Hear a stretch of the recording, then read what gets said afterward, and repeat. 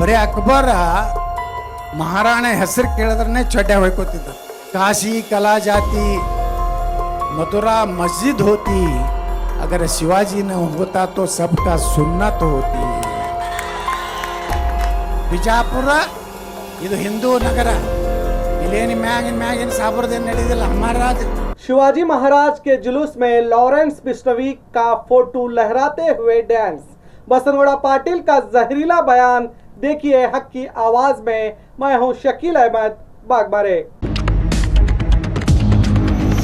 बीजापुर के सेकुलर हवाओं को खराब करने की कोशिश में हमेशा आगे रहने वाले शहर के बीजेपी एमएलए बसनगौड़ा पाटिल महापुरुष सेवालाल महाराज के जन्मदिन के मौके पर सेवालाल महाराज के विचारों को, उनके सिद्धांतों को बताने के बजाय शिवाजी महाराज का और अकबर का गलत इतिहास बताने की कोशिश की गई।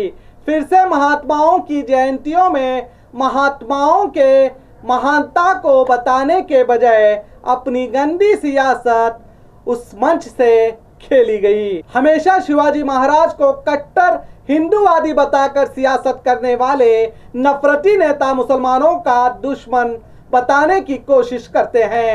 सुनिए। काशी कला जाती मथुरा मस्जिद होती, अगर शिवाजी न होता तो सबका सुन्नत होती.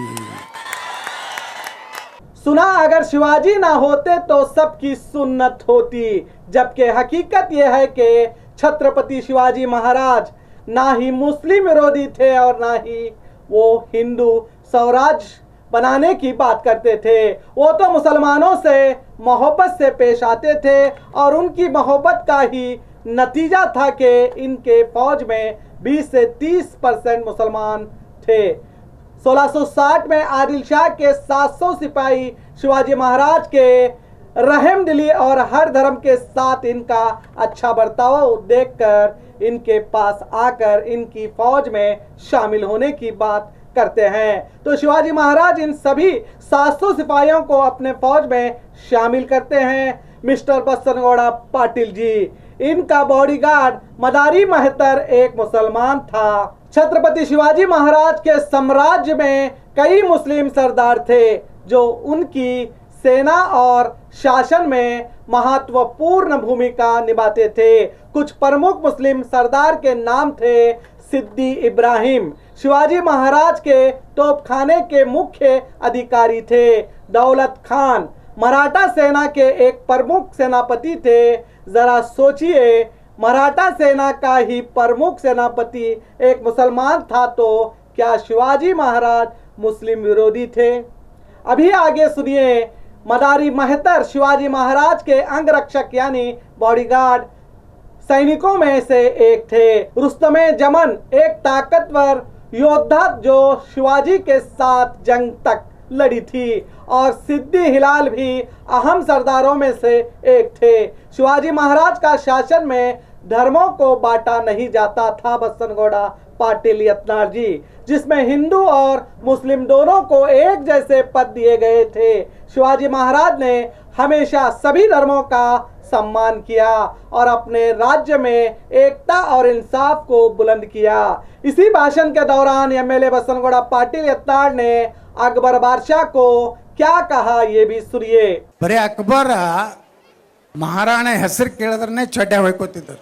अकबर बादशाह ने जो अपनी बीवी जोधाबाई को कभी पूजा पाठ से नहीं रोका, यहाँ तक के मुसलमानों के धर्मगुरुओं के खिलाफ जाकर दीन इलाही मजहब बनाया, जिस दीन इलाही मजहब का एक ही मकसद था कि सब मजहब मिलकर अमन और शांति से रहें। बटेंगे तो कटेंगे का नारा देने वालों अकबर बादशाह सब धर्मों को साथ लेकर चलते थे।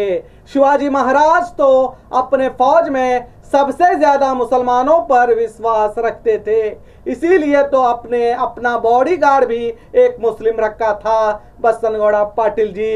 शिवाजी महाराज नहीं होते तो हिंदू धर्म नहीं बसता, सबकी सुन्नत होती कहने वाले बसनगौड़ा पाटिल जी, मुसलमानों ने 800 साल हुकूमत की है, याद रखो, और कभी धर्मों को बांटने की कोशिश नहीं की। और तुम्हारी सरकार 11 साल भी नहीं हुई, तुमने तो देश के नौजवानों को झूठा इतिहास बता बता कर नौजवानों को भड़का रहे हो। क्यों नौजवानों को उकसाते हो? क्यों नौजवानों को एक धर्म के खिलाफ कर रहे हो? क्यों आपको दिखाई नहीं देता ये तस्वीरें जो आज नौजवान अपने हाथों में उठाकर नाच रहे हैं? जरा देखो इन नौजवानों ने अपना हीरो किसे बना रखा है। नफरत का रास्ता सिर्फ और सिर्फ अंधकार की तरफ जाता है।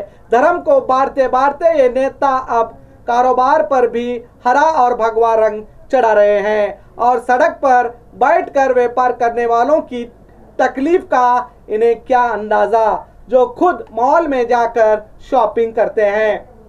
मिस्टर बसनगौड़ा पाटिल जी, क्यों नौजवानों में हिंदू मुस्लिम का जहर फैला रहे हो? क्यों झूठ फैला रहे हो? क्यों भाइयों को लड़वाने का काम कर रहे हो? ये शहर सूफी संतों का शहर है।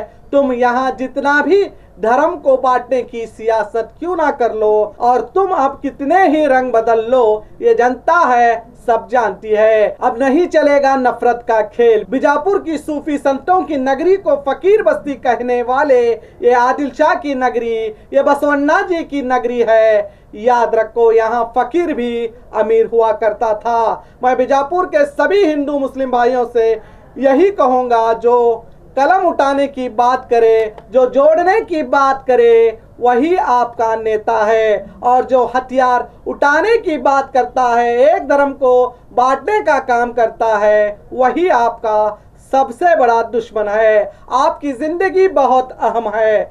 ऐसे नफरती नेताओं के भड़काव में अपनी जिंदगी को बर्बाद ना करें। आपके माँ बाप ने आपको बड़े लाड प्यार से पाला है, ताकि एक दिन मेरा बेटा बड़ा होकर हमारा नाम रोशन करेगा। मगर नफरती झूठ ज्ञान देने वाले नेताओं के पीछे लगोगे तो आप कभी अपने माँ बाप के सपना पूरा नहीं कर पाओगे, और डिग्री भी मिलेगी तो वो डिग्री क्रिमिनल की ही होगी।